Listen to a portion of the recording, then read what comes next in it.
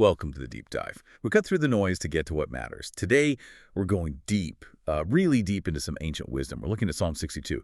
Our goal here is to really unpack its core message, Yeah. and figure out how it applies, how it can strengthen your trust and relationship with God, especially now Yeah. in our kind of crazy modern world. The sources we looked at give this, well, powerful view on where real stability comes from. Yeah, it's amazing, isn't it? This text is ancient, thousands of years old, written by David, but it offers these surprisingly practical, grounding insights. hmm Finding peace, finding security, even when things feel chaotic. It really does speak to us today.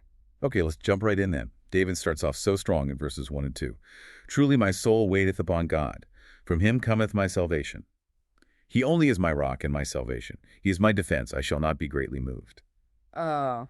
When I read that, it's not just like a nice thought. It feels absolute, a singular focus. It is. It's almost defiant. And David does something really interesting, technically speaking. He repeats himself. Verse 2, and then again in verse 6. He only is my rock and my salvation. That's not just poetry. It's like he's trying to hammer this core truth home. In a shaky world, this is the anchor. And that word, waiteth in verse 1, the Hebrew is dumia. It's more than just like passively waiting around. It implies silence, stillness. It's a spiritual posture, really, resting, quieting your soul instead of frantically trying to control things. A deep breath in God's presence. That idea of stillness, that's powerful, especially when you think about what David was actually dealing with. This wasn't exactly a chill moment for him, What right? I know? He talks about people plotting against him, imagining mischief, wanting to knock him off his pedestal, basically.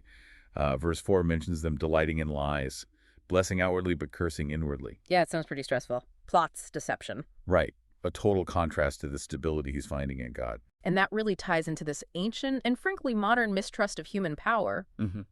Back then, rulers often relied on, force, manipulation, shifting alliances. That's how you held on to power. So Psalm 62 was actually pretty radical. It was saying true security isn't in those things. It's not in armies or politics or clever schemes. It's found somewhere else entirely. Trusting God alone. David saying, my safety isn't dependent on them or even on me. And he's very clear about where not to put your trust. Verse 10 is blunt. Trust not in oppression and become not vain in robbery. If riches increase, set not your heart upon them.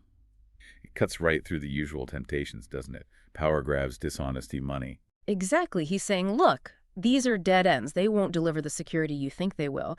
And then the psalm finishes with this incredible balance in verses 11 and 12. Power belongeth unto God, full stop, but then also unto thee, O Lord, belongeth mercy. It's this balanced view of God. He's got all the authority. Yes, absolute power. But crucially, it's power combined with mercy, with compassion. That's the foundation. It's not arbitrary power. It's rooted in love. That's why it's secure. Okay, so this is all fascinating, hearing about David's time. But what really gets me is how this isn't just history.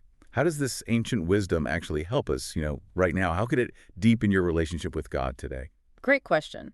Let's take that idea of silence, Dumia. For us, it translates to creating quiet space for spiritual clarity. I mean, think about our world. Nonstop noise, notifications, distractions. Tell me about it. Right. So carving out actual stillness, even just 5 minutes, maybe prayer, meditation, maybe just turning the phone off and sitting. Yeah. It's become essential, hasn't it? It's not just nice to have. It's vital for sanity, for spiritual health. It's where you can actually hear yourself think, maybe hear God, find some peace. It's an active choice like David made, to be still even when everything's loud. That makes a lot of sense. So it's intentional quiet.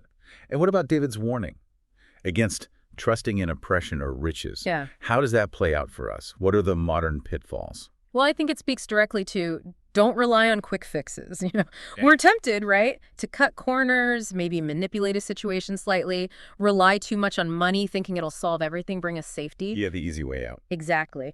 David's wisdom here is reminding us that those things, they're illusions. Temporary fixes, maybe, but they're built on sand. They don't last. Real security has to come from something deeper. Something deeper. Okay. So that connects to David sticking to his guns even when people were against him.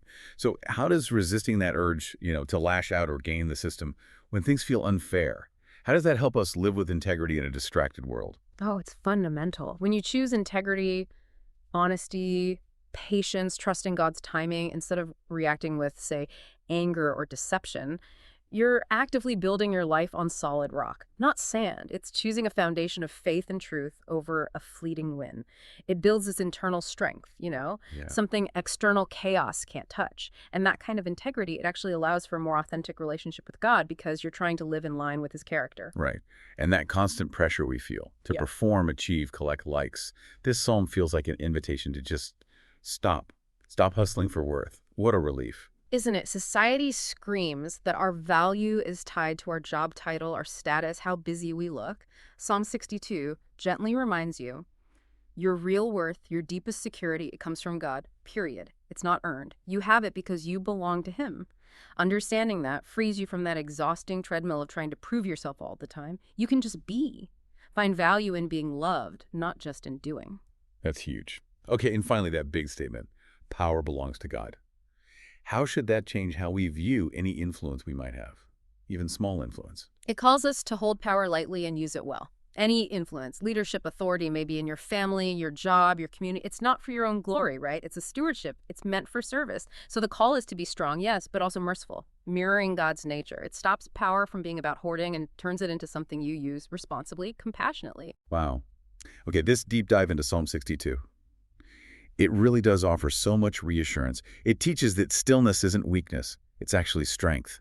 That trusting God is way wiser than trying to control everything. And ultimately, that God, not our own hustle, not the hype around us, not human schemes, but God alone is your true, unshakable foundation. And just remember that encouragement in verse 8. Trust in him at all times. Pour out your heart before him. God is a refuge for us. Such a powerful invitation. So, thinking about all these insights and how relevant they feel right now, here's the question for you to take away. How will you apply this information in your life, starting today, to strengthen your trust and your relationship with God?